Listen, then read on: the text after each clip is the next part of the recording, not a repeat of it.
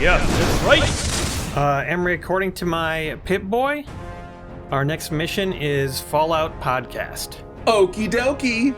This is my Pip-Boy, in case anyone was curious. It's so cool. It's pretty cool. So, yeah, we're going to talk about the Fallout TV show and what our thoughts were and what do we think is going to happen in Season 2 and some of our favorite stuff. And it's going to be a fun time, just like the Fallout TV show was. Absolutely. And there will be spoilers. So oh my God, yes. The spoilers. If you haven't seen the show, don't watch this. The only thing that's not a spoiler is my glass.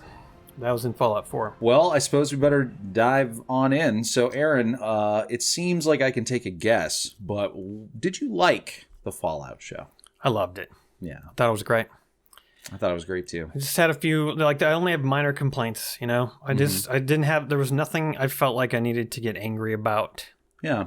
I think they did a great job, and there's a lot of speculation online about various things. We can talk about that later. Sure. But I think most of that speculation assumes things that haven't happened yet and that haven't been told as a part of the story. So yes. I'm very skeptical, and that's why I personally don't click on any videos that are sort of like, this is what was wrong with the... It's just like, I'm so done with YouTube videos like that and the whole anger culture. Anyway, we can talk about that later. Yeah, I feel the same way as you do, I think. I really enjoyed it. From the moment that I first saw the first trailer for it, I was like, my reaction was, I feel like they might nail this. Like, I feel like they might have gotten the humor down. Yeah, and the tone I felt was pretty good. You know, it was lighthearted, but it was also, that was tempered by a lot of violence and gore and, you know, just keeping it sort of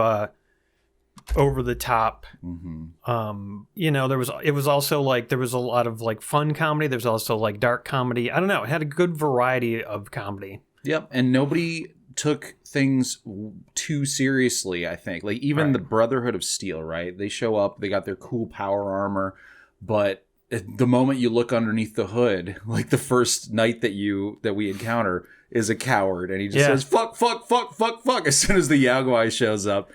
And so nobody took themselves too seriously. Even the Ghoul, I think, was the character that took himself the most seriously. But even he was cracking jokes pretty consistently. Yeah. So.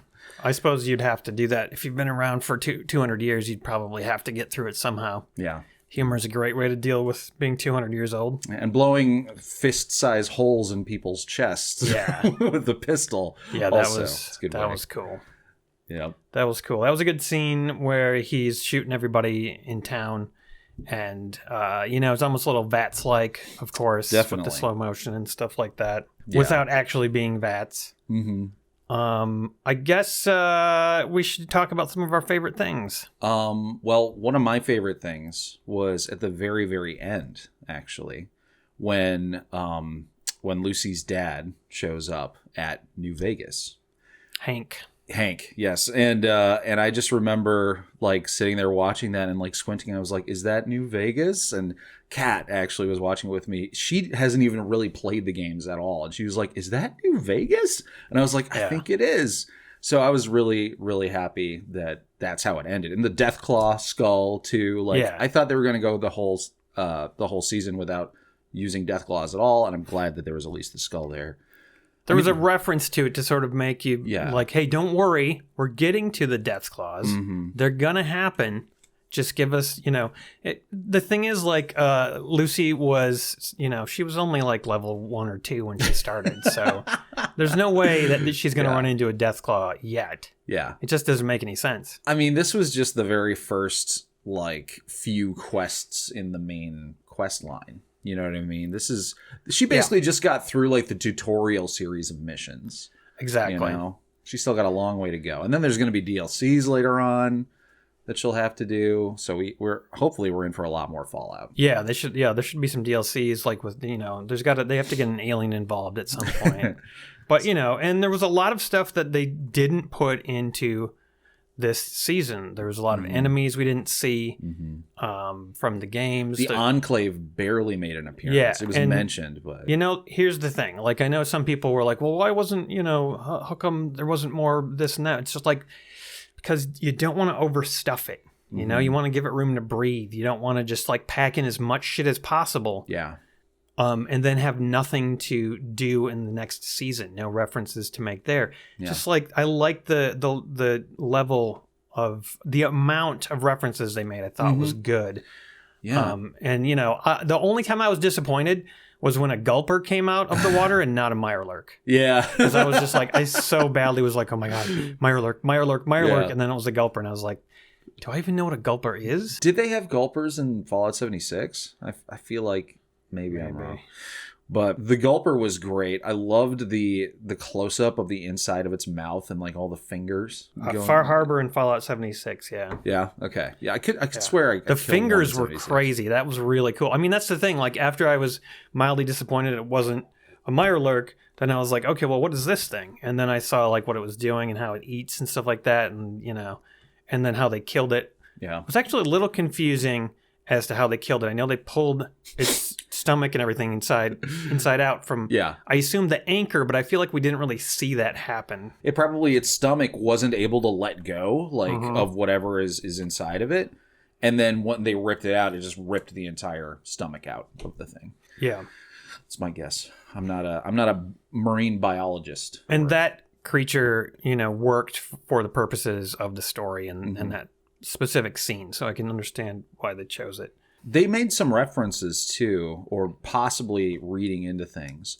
But I know that one of the factions that didn't make an appearance that a lot of people really liked, myself included, is the Legion. But there was possibly a reference to the Legion if in one of the scenes with the ghoul when he was Cooper Howard. There was a scene where he's walking out and there's a dude in a Roman outfit that's just walking around. And I don't think that's, you know, that's supposed to be like, oh, that's the origin of the Legion. It was like this one, but I think it might have been like a little visual nod to it. Yeah. I read some people were saying that maybe it's a plot point that could happen in a later season. We'll find out the Brotherhood of Steel were actually taken over by Kaisar's Legion. Really? Because they're a little bit more violent, and they're a little bit more like, you know, they're not quite Brotherhood of Steely as they used to be. But I think it also could be attributed to the fact that they're kind of on the out now. You know, they're struggling. They're obviously struggling, and they want to remake the Brotherhood completely. Yeah. So I don't know if Legion has anything to do with that. I'm going to doubt it, but it's an interesting idea. I would not be surprised if they make an appearance at some point. I mean, the NCR definitely still around. I've seen some theories talking about the fact that the NCR might be splintered a bit, and there's like different groups that are calling themselves the NCR but aren't fully unified anymore. So it's just exciting that like it's a continuation of the Fallout story. Yeah, exactly. And not something that is like separate or rewriting things.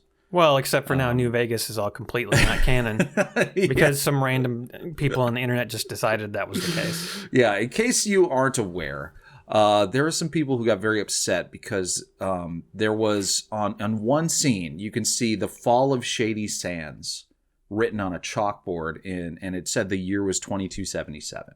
Right. And apparently that doesn't really work with the timeline of Fallout New Vegas if that is the year that Shady Sands was bombed. I'm not a Fallout historian, so I can't really argue too much. But I will say that apparently the creators of the show have said that that the timeline is not messed up by this. And that the fall of Shady Sands doesn't necessarily mean what people online assume that it means. So what a lot of people are saying about Shady Sands is that the fall of Shady Sands began in that year, but could have gone on for like 4 years. Yeah. You know, gradually it just was like, you know, the fall of an empire. Yeah. Ended in a giant explosion. Yeah, that's a possibility. Who knows? Could be somebody just wrote the wrong year. Accidentally on the chalkboard. You never know. Maybe it was a mistake. So many bad things have come from people online assuming things about stuff. Yeah. Even when the trailer came out for the show, I saw breakdowns and they were like, they're going to fuck this up and this looks really fucked up and it's going to be a goddamn disaster. And it's just like, okay, I get it. You're trying to make money on YouTube by tearing art to pieces, but I'm just like, am done with that because this is like, you know, this happens all over YouTube and all over the internet. people just rip art to shreds at every possible turn. Good art, bad art, all art just gets shredded so that people can get clicks, because the best clickbait is just like, I hate this for all these reasons. You see clickbait videos that are like, I hate Fallout New Vegas. It's the worst game of all of them. And it's just like, good, way to go. But like, don't watch those videos because they're just made by scumbags. Yeah. And it's really fucking lame. It's just like a really unfortunate side effect of the internet, amplifying all of these voices. Like all the loudest voices and all the shittiest voices often get amplified. Yeah. So as soon as you find out, like, people are assuming that New Vegas is not canon, they're going to get amplified. That small voice is going to get amplified. The rest of us are just like, this is amazing. We love this show. But then that small pocket of people who are probably jumping the gun, almost certainly, are getting amplified and getting all this like attention, because that's just how the internet works. And it's really unfortunate, because we all really enjoyed Fallout, but then there's always got to be something to like, piss in our faces about it. And if you don't like Fallout, then that, like the show, it didn't work for you, that's fine. I'm not saying that you have to like something just because I liked it. No, certainly not. That's fine. But I think you and I are in an interesting position where we can actually really sort of relate to these creatives who made Fallout, the show, because let's say that the fall of Shady Sands in 2277, like that, maybe that was a little bit of an error. Let's say that it was, that the people online are correct, that number should have been different year, whatever. We have done a lot of work where we have created our own stories, and a lot of it is sort of has a lot of opportunity for making little plot holes. You know what I mean? There's a lot of work that you have to do to make sure that your creative work is completely plot hole free. In fact, it's almost impossible. Well, it happens all the time in all art. And we try our best when we're doing these kinds of things, but sometimes people make mistakes. And what matters most is that the spirit of what they're trying to do is getting across. And like, you can tell that they're putting a lot of effort and love into it. And if we ever made a mistake in Skyrim for Pimps or Fallout for Pimps, where we do something that technically shouldn't have been right according to the timeline or whatever, oh well, it's not that big of a deal in the big like scheme of things. Well, but it is, though, apparently, for some people. I'm not saying that their they whole, even made that mistake. Worldview crumbles when stuff like this happens, and I can't really fathom that. It's just ridiculous. It's just a TV show, so I don't know. But, for those of us who enjoyed it, there was so much to enjoy about the show. There was just, like, the references were great. I loved seeing things in Leonardo DiCaprio pointing at the, screen and being like, oh my God, they did that. They did that. Yep. The first time that happened to me, actually, was when they did Stimpaks. Yeah. And I was just like, okay, this is going in the right direction. I love this. Yeah. There happened so many times where I would like literally pause it to explain to Kat, who was watching it with me the entire time. I'd explain to her like what everything was, and I paused it so many times. It's like, oh my God. Yeah. But and the turret thing, that was another funny thing that happened. Remember when the doctor, I forget his name because he was only in a couple of episodes, the one whose head they were carrying around. Oh yeah. So like he and Dogmeat run into a turret, and the turret just like is firing all of these bullets, and him and Dogmeat just like dodge it all. And Kat was just like, wow, they really got lucky with that turret. And I was like, well, I think that's actually a reference to the game, because those turrets have terrible aim in the game too. Yeah, exactly. I think that was done on purpose. Yeah. I noticed that too. Another thing, well, okay, so I want to talk about some of the filmmaking things, but right now I think we should just keep to some of our favorite stuff. Sure. Because, like as a bit of a filmmaker myself, in a smaller way, like I made Chad Vader, of course. So, I'm kind of a filmmaker. George Lucas, basically. Yeah. Gave me an award. Anyway. But yeah, we can talk about that in a minute. Like, so there was one other thing, actually. Did you notice at that meeting at the end where the ghouls wife sort of, goes over to the dark side and is just like, yeah, we're going to bomb the world. And, only the Vault people will survive. At that meeting was Robert House from Fallout New Vegas. Yeah. The character for, the creator of Robco. Uh-huh. So some people are theorizing that he's somehow going to be in the next season as a part of New Vegas, which would make sense. Yeah. But that brings up the question that I think is interesting, which is, so when you're playing New Vegas, you can choose, obviously, a variety of different endings. So, like, does the TV show make one of those endings the only ending that makes sense? Like, if House is alive, then that means the show didn't choose the other endings.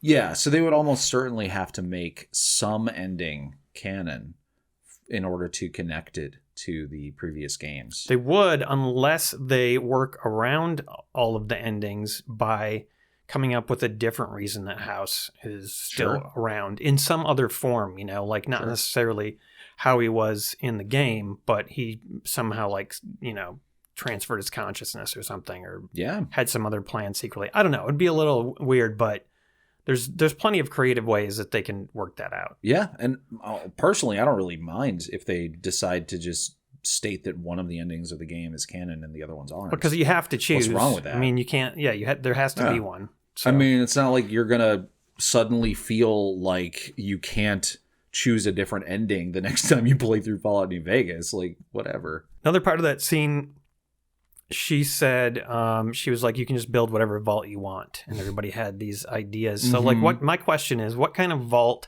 would you build if you had been at that meeting? Oh, so like my idea for what the perfect society would be like? Yeah. Oh, crap. What if they did a vault situation where there's two different vaults that are connected and they're sort of like in competition in a way, but like one vault has something that like they each have something that the other one needs, but they can never like take it away. So like maybe one vault has peanut butter and the other one has jelly. Or like one of them has pizza, but the other one has beer. You know what I mean? So that they have to, despite all their many differences. And then you create like as many differences as you can, and then you're like, but you guys need each other, so you can't go off killing each other. Because once you kill the peanut butter vault, then you won't have any more peanut butter for your jelly, something like that. Now, this is my thought on how I could maybe create a vault that would actually possibly work to make a better civilization. I think that's an interesting idea, but you know what would happen inevitably? What? They would just go to war.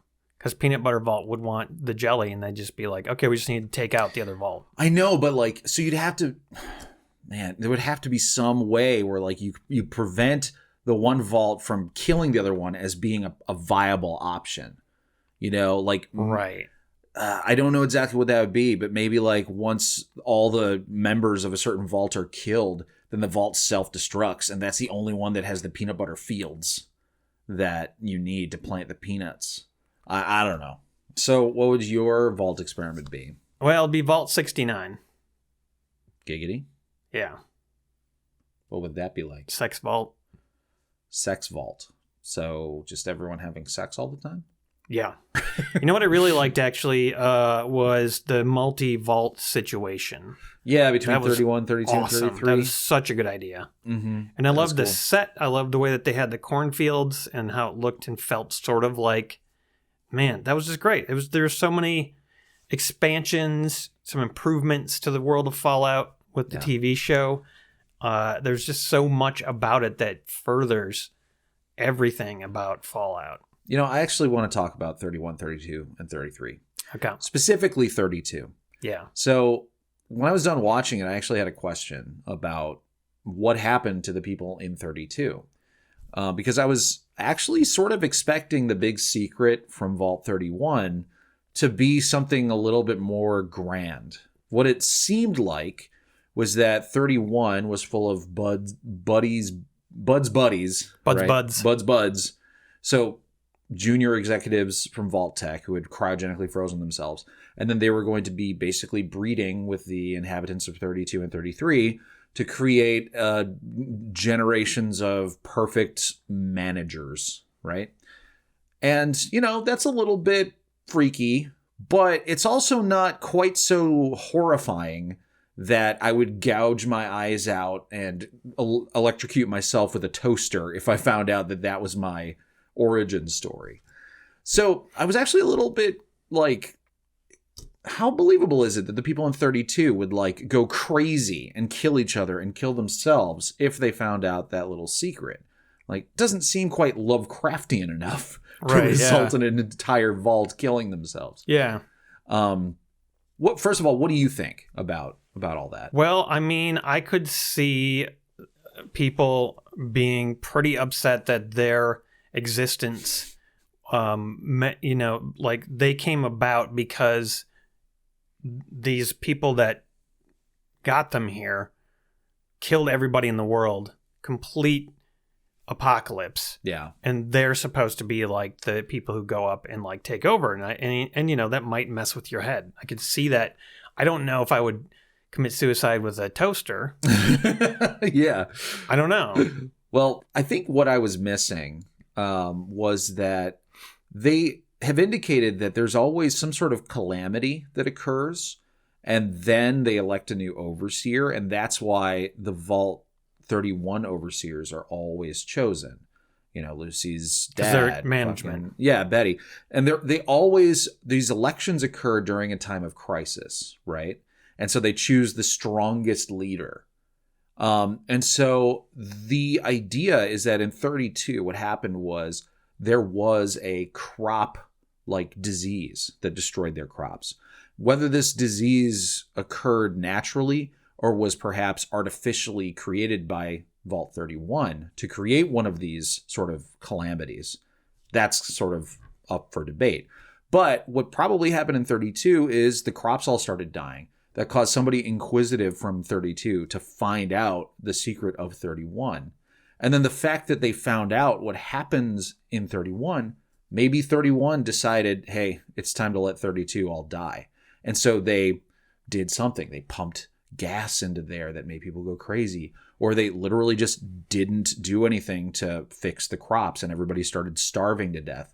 And then they became desperate and violent and that was actually my assumption, was that they started starving and started eating each other, and it just evolved like how you would expect. Yeah. I didn't think everybody was sort of like, oh, we found out the secret, now let's end it all. That doesn't make sense. So I don't think that's what they were suggesting. Yeah, okay. Perhaps to me it just wasn't quite clear enough, because like it was clear that they found out the truth of 31, but it wasn't clear how they all ended up dying. It definitely wasn't the Raiders that did it, because they all had been dead for years. Speaking of Betty, do you think that Betty is Walton Goggins' wife, just older? No, Cooper Howard's wife was named Barb. But Betty actually, I think, did make an appearance in the past. Yes. She was the one who brought in Hank. Yeah. That was her. She was like the assistant or whatever that was working at Vault Tech. Okay. Yeah. Nice. I hadn't made that connection. That's perfect. I'm sure Barb is out there somewhere still alive. Yeah, that's going to be a reveal. She could be in New Vegas. That's who the ghoul's looking for. There was apparently a sign over New Vegas in the end credits thing that said something about cryo freezing. Really? Yep. Oh, nice. They tossed something in there just so you'd know that that maybe there's going to be some people alive there too. Interesting.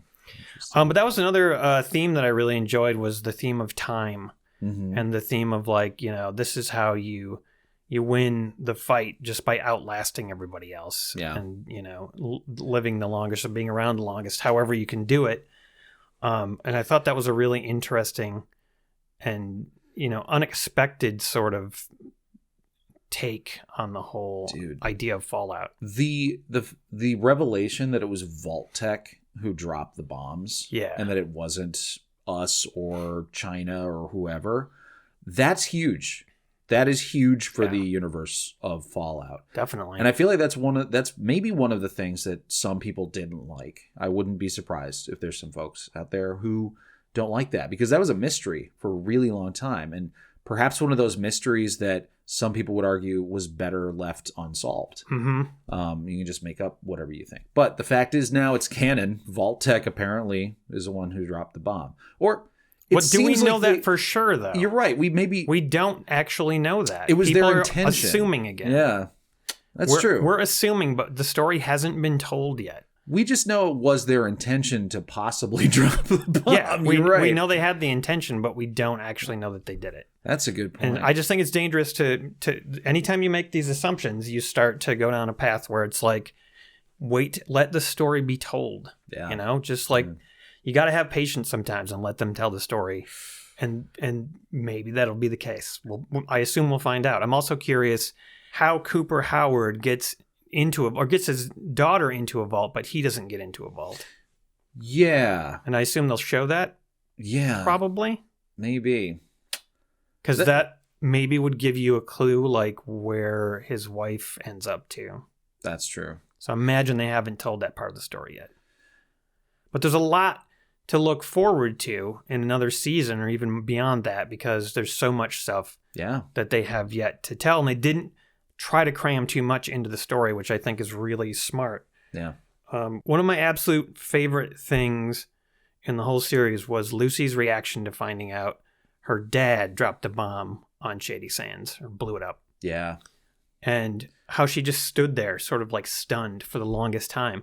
And I feel like a lot of movies, TV shows just don't do this kind of thing. You don't see people actually being affected by learning something really devastating. I mean, she was so traumatized that she didn't even notice when Maximus came in and opened the cage. Yeah. And it was only after he was already out that she was like, no, don't do that. He's a bad guy. Just because her whole world was completely and she just, I mean, that was such a great human response to the situation. Yeah. I love how they dealt with that. Yeah. Great filmmaking. Yeah, there's the character work in the show is surprisingly good. Like Lucy, really, really great. Her innocence, her like generosity, all of that. Then it's contrasted by some of the things that she has to do, you know, and some of the realities that she has to face. It's actually really funny how innocent some of the characters are in some ways, but not others. Yeah, Maximus also, he's got a lot of innocence too. Like the whole sex thing with him, that was hilarious. Yep. Are you going to make my dick explode? Yeah. And his confusion about that, but it was so realistic because of the world that he's come up in and sort of, you know, I guess that they just didn't let them talk about that. I will say, this is the time for me to bring up one thing I didn't like, maybe. Yeah. I'm not sure exactly, but so Maximus clearly doesn't know how sex works or even how ejaculation works. Yet there's a scene in the first episode in the Brotherhood where there's a dude jerking off in a cot like 10 feet away from him. So I don't jerking off in like a really over the top way. Yeah, he was like violently masturbating. And you know, I've seen some people talk about like, why did that shot even have to be in there? In fact, when we first watched it, there were some people talking in the after party asking like, why did that masturbation shot? That was a little weird. Kay thought it was weird because she was like, that doesn't happen in the army. Guys aren't just jerking off in their cots. And it makes it even stranger if some of the members of the Brotherhood of Steel, or perhaps most of them, aren't even aware of sex or how it works. Or like aware of it, but afraid of it for some reason. Yeah. I don't know. So that maybe is a little bit a minor complaint of mine, I guess. But maybe I'm missing something. I don't know. But, you know, I still thought it was funny. And you know, if you don't take it too seriously, it's probably okay. Yeah. Matt Berry, of course. He's great. Made the appearance and is the voice of Mr. Handy, which is the fucking best thing ever, basically. I love that so much. Yeah. So now for any future Fallout games, I really hope that he is the voice. Or at least they get somebody to like sort of imitate. Which there are a lot of people that can imitate that voice. Yeah, so for sure. That would be the best.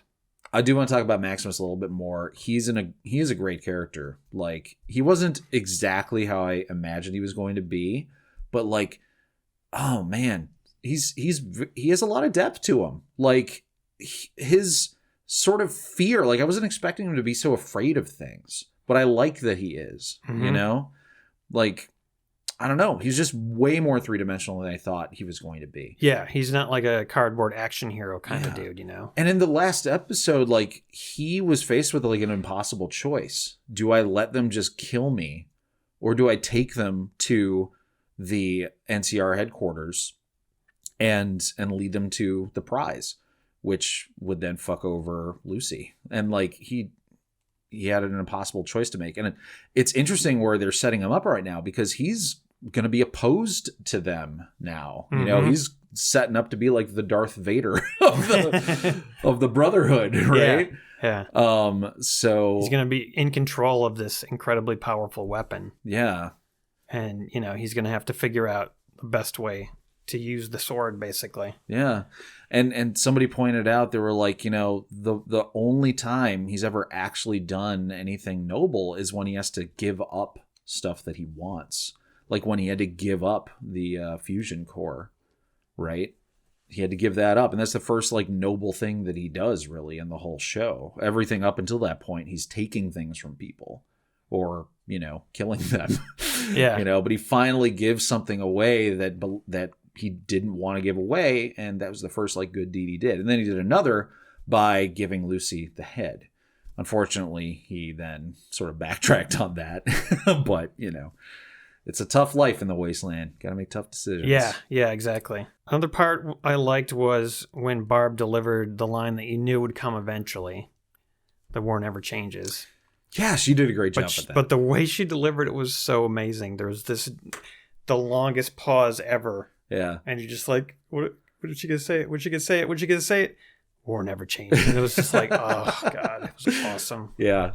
I think if there had been a betting pool on which character would deliver that line by the end of the show, right. Yeah. I don't think anybody would have guessed Cooper Howard's his wife. Yeah. You know? Yep. If you would have bet at the beginning, no way.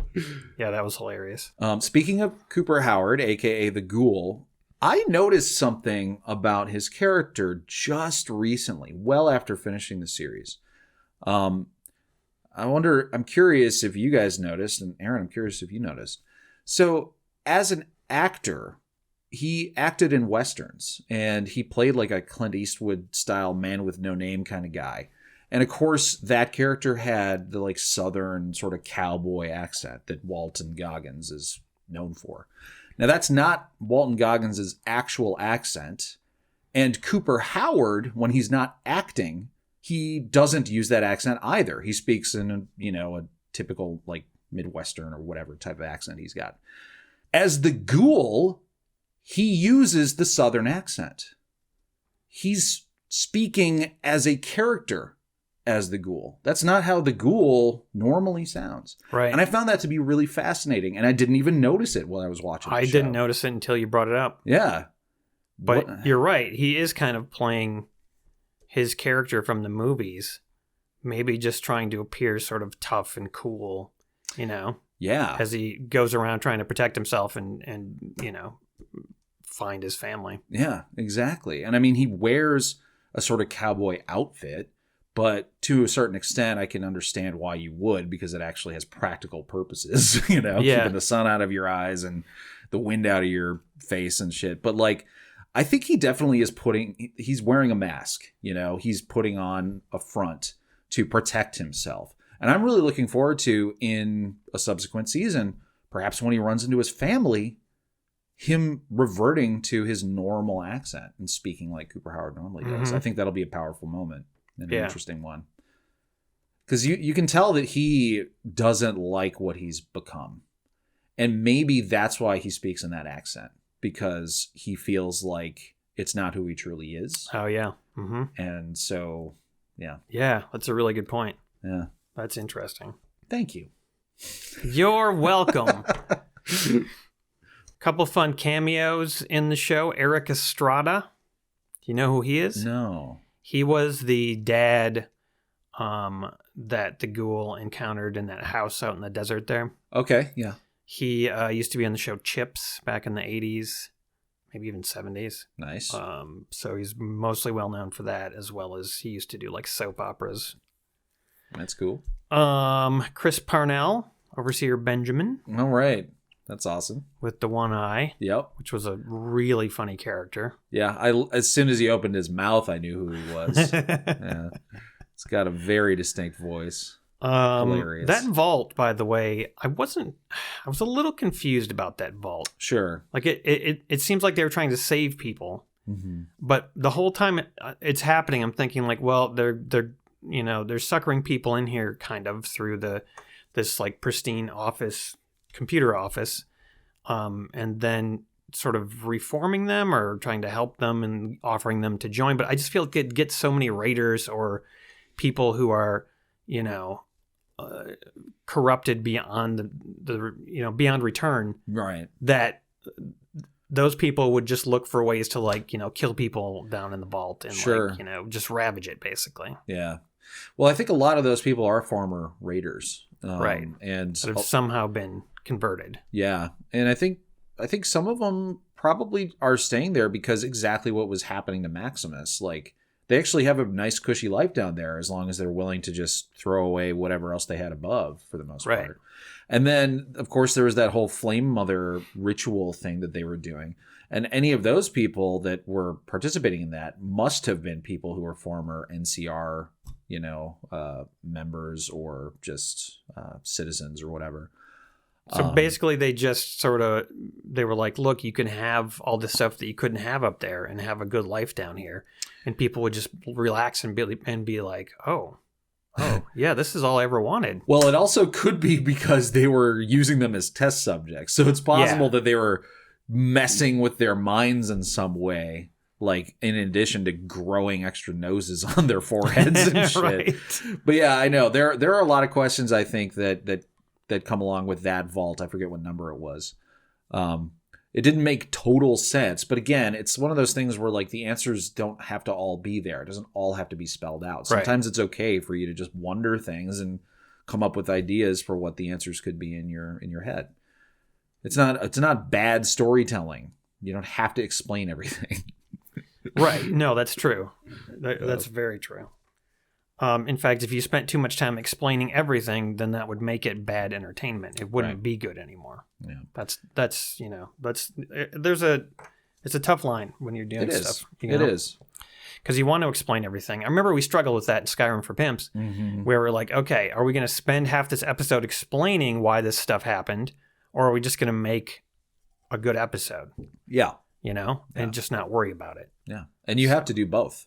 But you don't have to totally do both, Yeah, you gotta it's a you gotta weave it together the best that you can. Who else? Fred Armisen was the DJ. Yeah, that part was so glad they had a DJ, like someone doing the radio. That was a nice element. The mids? Those are the mids. Those are the mids. That part was great. It was like, I feel so bad for people who don't know music very well. What do we think they're going to do with the cold fusion?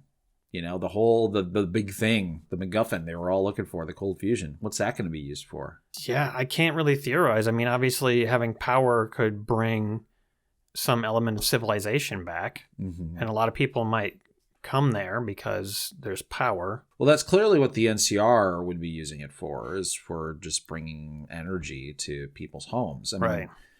Out of all the factions, I guess they're the ones that are the most sane seeming. Right, yeah. But the Brotherhood has it now. And they are known for collecting tech. And, they have a lot of valuable, powerful military gear.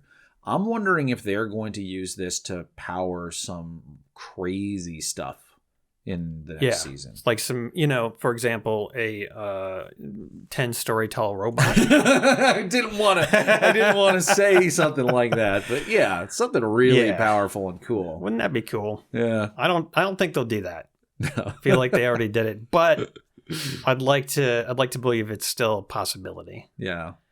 But, I don't want to see them make every great moment from the video games into the TV show, because they were great in the video games.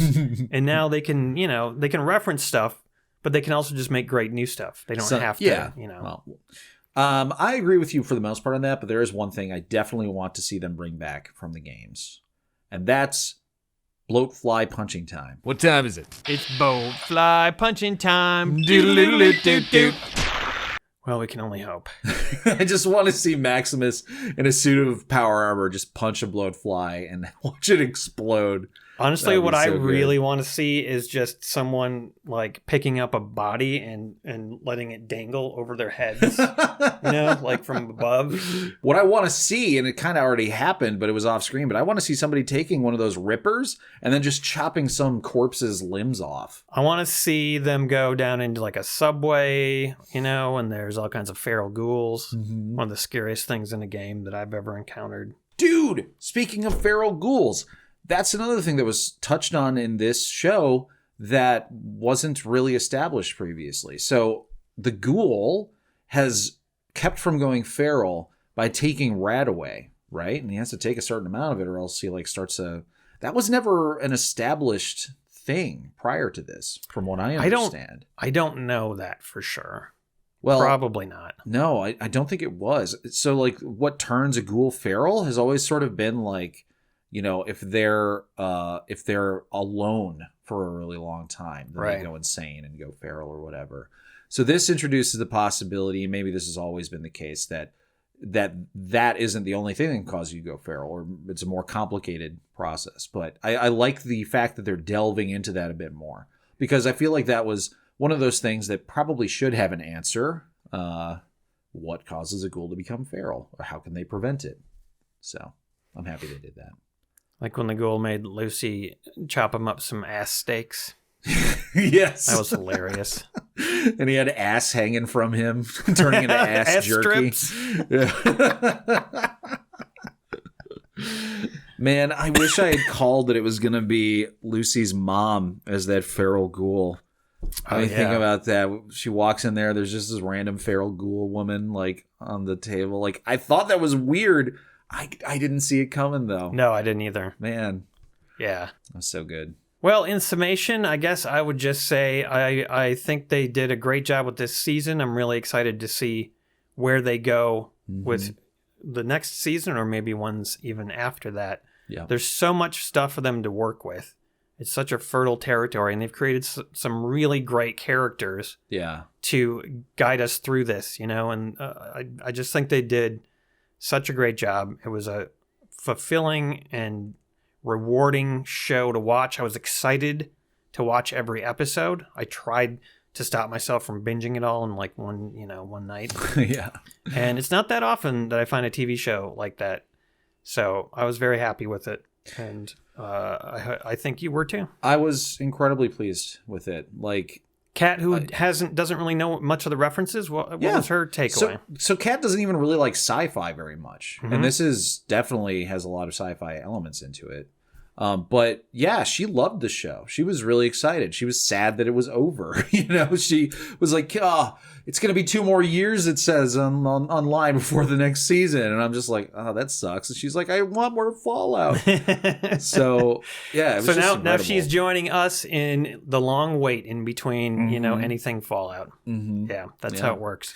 That's great though. So somebody who's not really familiar with it also enjoyed it and didn't have to know. I mean, you explained stuff to her, but she didn't have to know all that. No. So that's another mark, I think, of a successful series. Exactly. Now, the question is, was it better than The Last of Us show? Because we're spoiled. In a year, we've had 2 fantastic video game adaptation television shows. Yeah. So whatever the answer to that is, whether you think Fallout is better than The Last of Us, we are eating good here as video game fans. Yeah, that's true. They're starting to, figure out how to turn video games into really good entertainment. Yeah. And the secret is to turn them into a TV show and not limit yourself to 2 hours as a movie, because there's never enough time. Yeah, movies as I don't know. Movies are they could be going extinct at some point. I know, right? It's weird. It's weird how what's happening to movies. Just doesn't make sense, and yet it could happen.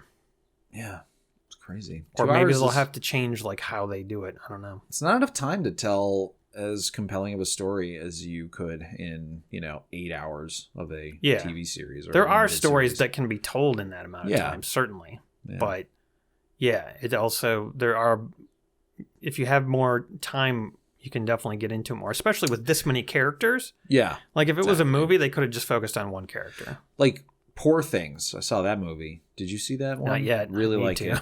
Incredible. That would not make a good television series. Yeah, right. I don't think, but it made an excellent movie. Yeah, so exactly. Yeah, there are stories that can be told in movie form, but things like this, yeah, definitely a TV series. Tommy Wiseau's The Room would have benefited from being a TV show. He did make a terrible TV series. I know. I heard it was garbage. Yeah. Like not even having good qualities like The Room. Yep. All right. Well, before we end this podcast, and by the way, we're going to have more discussions about Fallout coming up soon with additional people and sort of expand our takeaways about the show. Emery, I promised that I would pay you for doing this podcast. So here are your 5 caps. Ooh. In payment. Oh. I'll spend them all in one place. Thank you. What could I buy for 5 caps? Say, do you have any clean water? Water. I need water.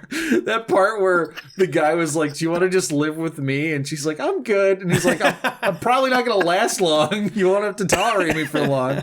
That guy was hilarious, too. That was good. All right. Thanks for watching this episode of the Game Society Pimps podcast. And thank you for being a patron. We appreciate all of you. We couldn't be doing this without you. Thank you to all of our patrons. And we have a special reward for some of our patrons at $35 or higher. And those patrons who we would like to specially thank are... Todd, a.k.a. Technautic. Tom, a.k.a. Soul Knife. Mithrandir. Psychic Cosmic Cats. Mark Blythe. And Melanie Brookbank. Thank you, Mel. Thank you, everybody, so much for making this possible and supporting the Pimps. We'll see you next time. Cheers.